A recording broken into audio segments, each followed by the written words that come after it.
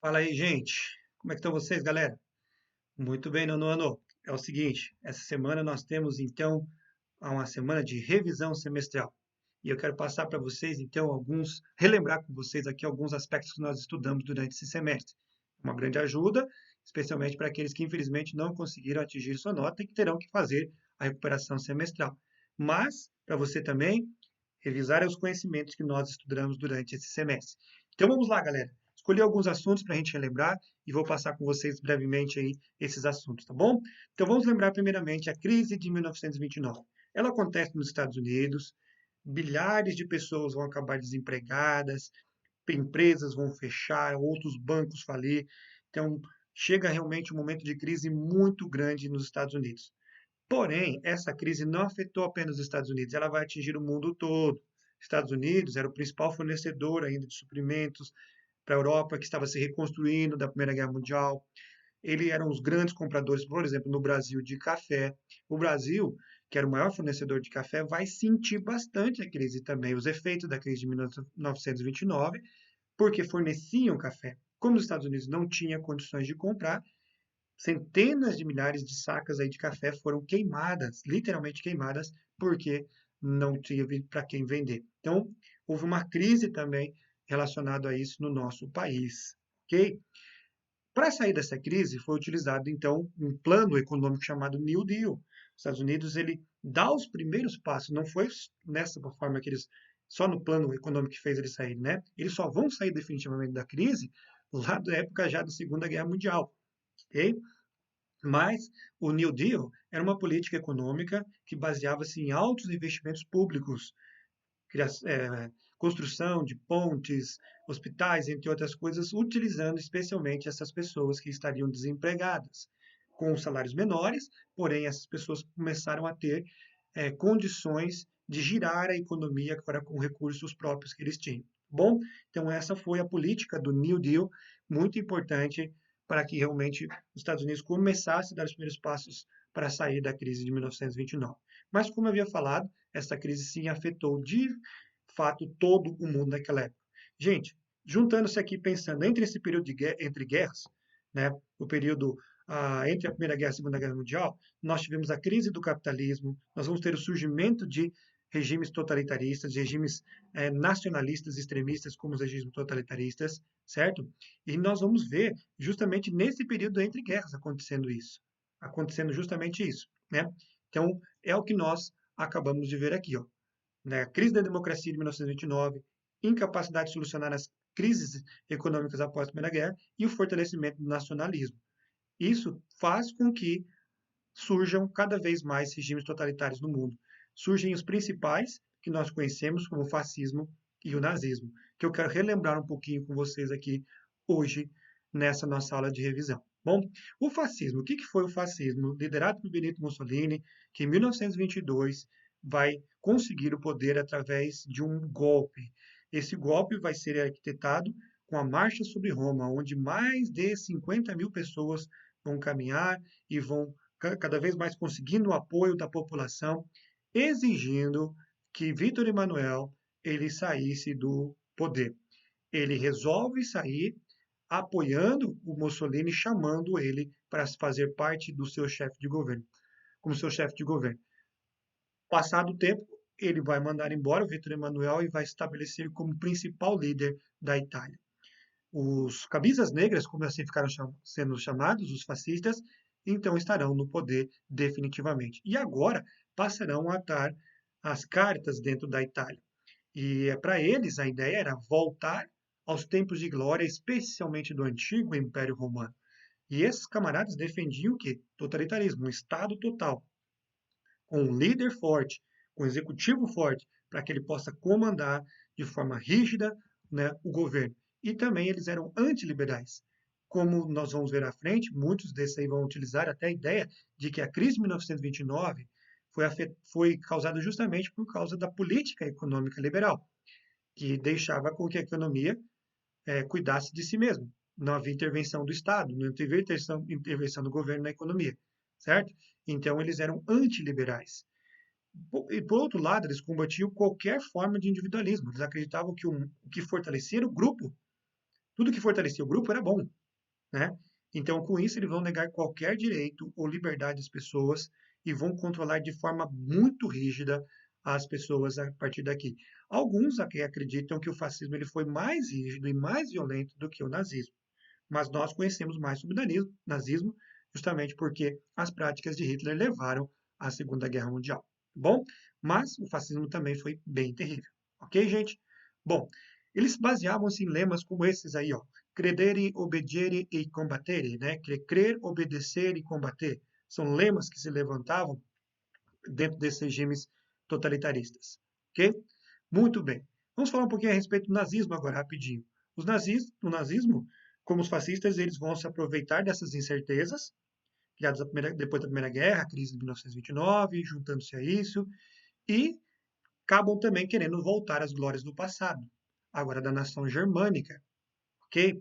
E baseado numa ideia que Hitler vai apresentar no seu livro Mein Kampf, enquanto ele estava preso, depois de tentar tomar o poder num golpe que se deu em fracasso, ele vai ser preso e lá ele escreve um livro chamado Mein Kampf, Minha Luta, onde se vê claramente os ideais, né, do nazismo, que é os ideais arianos e também antissemitas. O que é arianismo? O arianismo se acreditava numa raça pura. Eles acreditavam que os germânicos era um povo indo-europeu que teria migrado para a Europa. E seria essa a raça original e a raça mais pura possível. E que os judeus, foram os grandes responsáveis por acabar manchando essa raça pura. Por isso daí se aplicaram o antissemitismo, uma perseguição aos judeus. Bom, gente? Bom, continuando aí. A ascensão nazista ao poder se deu como? Como é que Hitler chegou ao poder? Golpe? Não. Diferente do fascismo, não foi através de golpe. Foi por meios democráticos. Hitler, apoiado pela alta burguesia, ele vai assumir o cargo de chanceler, primeiro-ministro. O próprio Hindenburg vai convidar o Hitler para fazer parte do seu governo. E com a morte de Paul von Hindenburg, o que era o presidente de causas naturais, Hitler vai estabelecer-se no poder agora e vai começar esse processo ditatorial e expansionista que vai levar o mundo rumo à Segunda Guerra Mundial, que nós vamos estudar semestre que vem. Bom, aí está. No poder, ele aplica algumas, né, leis de fato aí que vão colocar em prática o seu a sua arquitetura, chamada até num filme chamado Arquitetura da Destruição, tem esse filme da época aí, é, especialmente voltado para os judeus. As leis de Nuremberg vão ser aprovadas, eles vão retirar os judeus das condições de cidadãos alemães, impedindo eles de trabalhar nos serviços públicos, e diversas práticas vão acontecendo contra eles. A famosa Noite dos Cristais acontece, onde são destruídas diversas casas e especialmente sinagogas, que são as igrejas dos judeus. Essas noites, a Noite dos Cristais, marcam um evento aí de perseguição cada vez maior aos judeus. Mas não foi da noite para o dia, né? Aqui eu mostro para vocês, nesse próximo slide, os passos desta perseguição. Primeiro, eles identificavam os judeus, colocavam estrelas na sua própria roupa, né? Essa estrela com o nome Yude ou apenas o J, identificando como judeu. Ou também na documentação deles, colocavam um J lá, identificando eles como judeus. Depois de identificá-los, acabaram boicotando as lojas e propriedades judias. No caso ali, a Yudei também, você vê a identificação. Alguns cartazes eram colocados dizendo que nem animais deveriam comer ali naquelas lojas, restaurantes e coisas desse tipo, assim por diante, né? Depois de boicotar, foram transportando os judeus para os guetos. O que eram os guetos? Eram bairros da periferia, onde só judeus moravam. E esses bairros não tinham acesso à higiene boa, não tinha acesso à educação, nem à saúde. Então, era realmente o que é periferia mesmo, né? Então, isso foram chamados de guetos. É aí que eles mandam os judeus. E, posteriormente, por último, para os campos de concentração, e alguns desses em campos de extermínio. Os campos de concentração, onde eram levados judeus, mas não só judeus, ciganos, comunistas, ah, homossexuais e até testemunhos de Jeová e negros também foram levados para campos de concentração, tá bom? Esses foram os passos aí. Bom, vamos falar agora a respeito da República Velha do Brasil, rapidamente. O passo que eu quero lembrar vocês é chamado de República das Oligarquias. E por que República da Oligarquia? Porque é o governo de poucos. Era um grupo pequeno que comandava. No caso, seria a elite agrária do nosso país. Foi dividido em dois períodos: o período da República da Espada, o governo dos militares, Marechal Deodoro e Floriano, e a República do Café com Leite, que é aquele revezamento entre São Paulo e Minas no comando do governo federal brasileiro, né? O povo teve pouca participação, tanto na publicação, a publicação da República do Brasil, né, na proclamação, perdão, da República do Brasil, de acordo até com o nosso historiador José Murilo de Carvalho, disse que eles assistiram a todos bestializados, né? De fato, ele cita Aristides Lobos, né, o nosso amigo José Murilo de Carvalho, que era um jornalista que cita esse momento dizendo que o povo estava bestializado, ou seja, surpreso, achando que estavam numa parada militar. Então, eles não realmente participaram diretamente dessa proclamação da República, e por isso é chamada de República das Oligarquias. Bom, isso mostra a consolidação, certamente, das oligarquias no poder. Ok, gente? Importante pensar aqui para vocês falar sobre isso. Um dos momentos principais dessa época era a prática do coronelismo. O que era o coronel? Coronel eram os grandes latifundiários, os grandes donos de terra, propriedade de terra, né? Eles usavam seu prestígio no local para comandar, para trocar por votos, para obter financiamento do governo, para obter, assim, realmente o controle da população. E quanto maior ou seja, a sua zona de influência, maior era o poder desse coronel, né?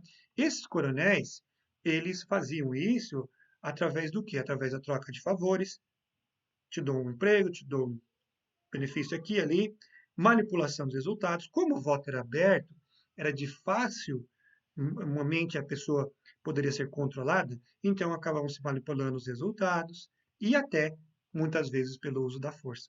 Essas eram as maneiras como os coronéis tinham cada vez mais poder nesse período aí. Então, esse é o período que nós conhecemos por República Velha. Ok, gente? Como é que vai terminar esse período aí que vocês veem caracterizados nessas chargezinhas do coronel levando o seu eleitor para votar do jeito que ele queria? Vai terminar em 1929, com a crise se agravando, a crise econômica. Aí as pessoas pensam, pô, chegou a hora de nós pararmos de ficar apenas, é, sabe, produzindo um elemento apenas, que no caso aqui seria o café, né?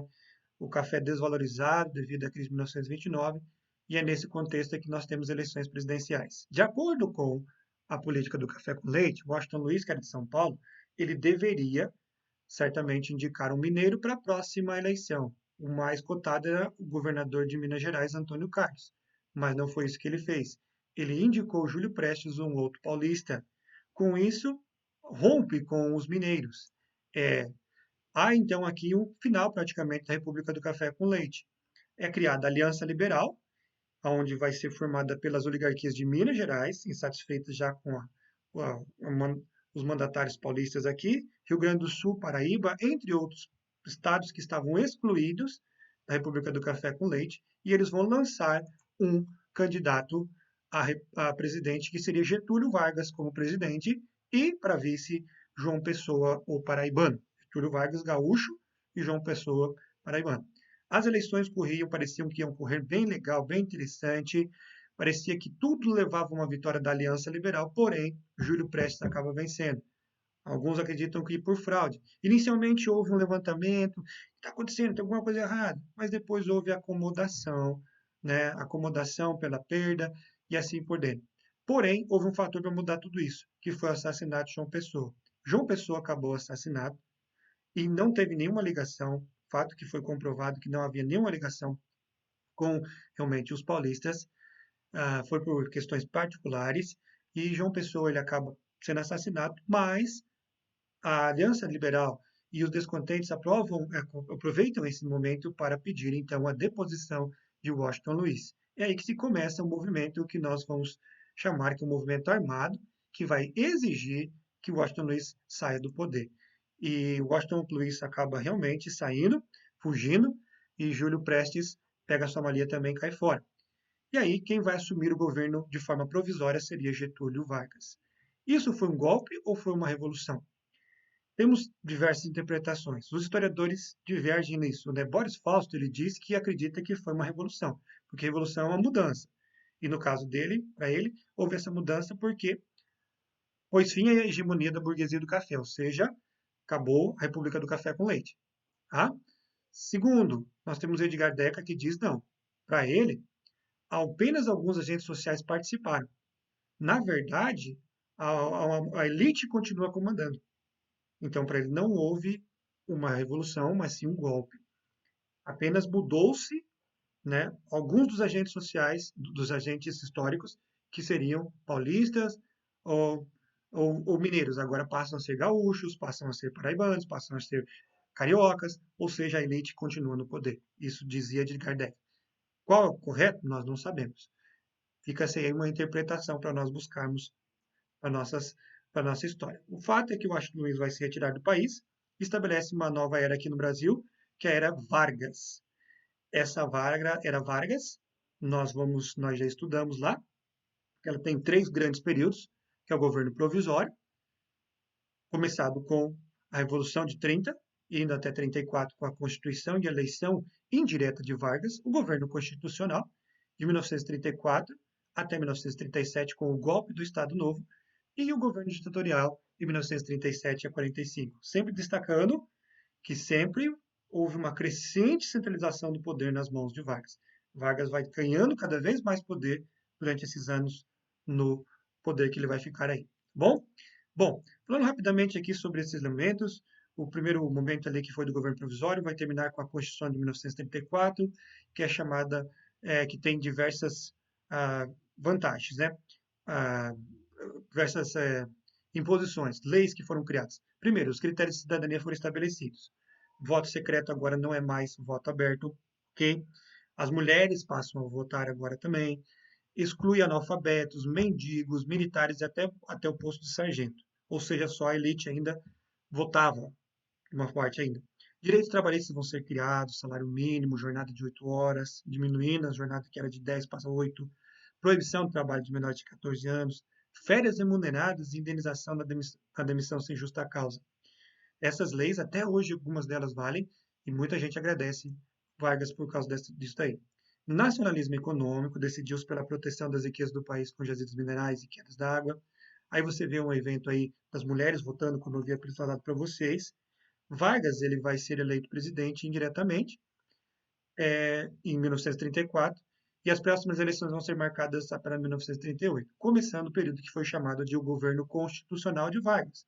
Durante esse período, houve uma radicalizações políticas aí, fruto justamente do contexto histórico que o mundo estava passando. Na Europa surgiram-se esses extremistas, extremistas de direita, extremistas de esquerda. Pessoas que defendiam o governo total, como o totalitarismo que nós acabamos de ver, nazismo e fascismo, como também do outro lado, inspirados especialmente pela Revolução Russa, regimes de esquerda, socialistas. Né? No Brasil surgiram esses dois. Ó. Surgiram a Ação Integralista Brasileira, um extremismo de direita, e do outro lado, a Aliança Nacional Libertadora, um extremismo de esquerda. Esses dois grupos lutando entre si, Vargas fica no meio, alguns dizem que sabiamente, não dando, apesar de suas ideias serem mais próximas da direita do que da esquerda, ele fica muito próximo, não dá, né, para nenhum dos dois assim a mão a torcer, o braço a torcer, né, perdão, e ele fica realmente, né, como um governante de pai dos pobres e mãe dos ricos, alguns chamam ele disso, né, tentando satisfazer tanto a ricos como a pobres no mesmo momento, ok? Até que há uma tentativa, de fato, de aplicação do comunismo no Brasil. Isso vai acontecer pela Aliança Nacional Libertadora, liderada por Júlio Prestes e Olga Benário. Júlio Prestes, aquele líder da coluna Prestes, que vai para a União Soviética, passa um tempo lá, quando volta, ele volta com Olga Benário, os dois disfarçados de turistas portugueses entram no Brasil e vão estabelecer a intentona comunista. Todo o poder ANL, dizia o lema dessa desejo. E o que eles defendiam dessa revolta, né, dessa tentativa de implementação do comunismo no Brasil? A reforma agrária, cancelamento da dívida externa, nacionalização da riqueza brasileira e igualdade social. Bem típica realmente dos movimentos de esquerda. E todo esse movimento foi inspirado na Revolução Russa, como eu disse para vocês, liderado por Luiz Carlos Prestes, tem início nos quartéis. E o Prestes, porque ele era um tenente, um ex-militar, ele acreditava muito no seu prestígio entre os militares. E em 3 lugares do Brasil se eclodem revoltas. Rio de Janeiro, Recife, Natal. Ele acreditando que conseguiria rapidamente tomar o poder por esses quartéis, mas o governo consegue vencer rapidamente os rebeldes. Aí, Luiz Carlos Prestes vai ser preso e Olga Benária vai ser extraditada para a Alemanha. Gente, Olga Benária, pense no caso aqui. Ela era comunista, de origem judaica, e vai para a Alemanha no auge do poder nazista. Adivinha o que vai acontecer comigo? Acho que você já sabe, né? Sim, ela vai parar no campo de concentração, onde vai ser morta 2 anos depois. Bom, muito bem. E por último, nós temos aqui o plano Cohen, que é no final, praticamente, do seu governo, devido a essa tentativa aí da, dos comunistas tomarem o poder, é o que ele precisava para adotar realmente medidas mais autoritárias. Primeiro, ele vai fechar o Partido Comunista Brasileiro e vai estabelecer no Brasil o estado de sítio. E ele vai anunciar na Hora do Brasil, que é aquele programa lá das 7, parecido com o que nós conhecemos hoje como Voz do Brasil, às 7 horas nas rádios nossas, né? Que havia um suposto plano comunista que foi descoberto, que tinha como objetivo de tomar o poder. Esse plano falava de fechar igrejas, escolas, entre outras coisas. Esse plano ficou conhecido como Plano Cohen, que seria um judeu comunista arquiteto do plano. Lógico que isso possivelmente nunca existiu, e alegando que o país realmente sofria uma ameaça de um golpe comunista, Vargas vai cancelar a eleição e decretar o estado de guerra no país, fechando o Congresso Nacional e abolindo os partidos políticos, estabelecendo um Estado novo no nosso país, que é um tempo de ditadura. Não uma ditadura militar, mas uma ditadura liderada por Getúlio Vargas. Foi a brecha que ele precisava para se manter mais tempo ainda no poder. Bom, então o plano Cohen é um plano forjado, muitos acreditam que foi realmente forjado pelos seus próprios é, comandados, né, do próprio Vargas, e infelizmente o Brasil passa a ser realmente governado por uma ditadura desde 1937 e vai até 1945. Ok, gente? Muito bem. Acho que é isso aí. Espero que vocês entendam. Qualquer coisa, gente, por favor, me procura, tá bom? Boa semana de estudos aí para vocês, galera.